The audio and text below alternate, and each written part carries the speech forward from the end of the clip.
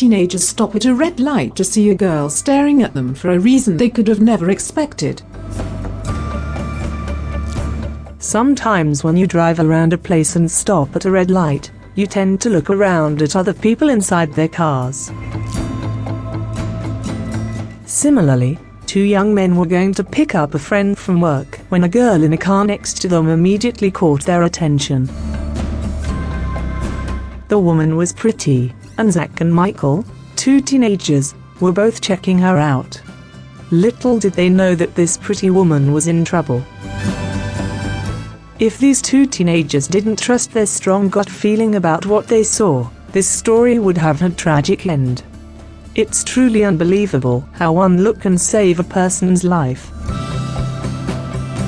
These young heroes don't wear capes, but they did save a woman's life a few years ago, and everyone was thankful that they got so involved in saving her. Zach and Michael were in the car with Zach driving to pick up a friend from work. When they stopped at a red light downtown, they noticed a beautiful girl in the back seat of the car that was next to them. Then Michael looked a little longer and noticed an astonishing detail. The guy that was driving that car looked back at the boys. Something seemed a bit odd, so Michael kept on looking. Then he saw what the woman tried to communicate.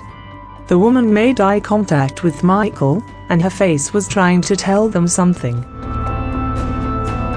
Then he did his best to read her lips. She was mouthing the word "help me." Michael told Zach, but Zach thought that he was just fooling around. When Zach towards her, he realized it wasn't a game, and she was really in trouble. The two boys immediately dialed 911 as they continued to follow the car with the girl. They had no idea what kind of harm the other driver could do to them. Zach explained to the operator that they witnessed someone who appeared to be in trouble. Then he explains how they were checking out the girl in the back seat and how she asked them to help her. The boys kept following the car on the highway, telling the operator where they were. The other driver realized the car was following them and tried to lost it. Zach recalls how the other driver started driving like crazy and was constantly swerving. At one point, he even started turning his lights on and off. So the boys knew that the other driver knew he was being followed. Then Michael explained that the police operator told them to turn on their hazard lights so that the nearest patrol car could spot them and intervene as quickly as possible. In conversation with the 911 operator, he said the driver obviously knew he was being followed, so he was either going to hurt the girl or try to cut his losses, or he could have tried to hurt all of them. However, they did not falter and carried on with the chase until the cops pulled the suspect out of the car. Zach and Michael couldn't contain their happiness when the cops pulled the driver out of the car.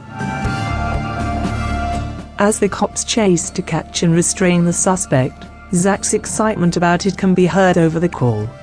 The chase was 40 miles long, but it ended with everyone being safe. The man that was caught was charged with aggravated kidnapping. When he was arrested, police found a knife and a handgun in the car.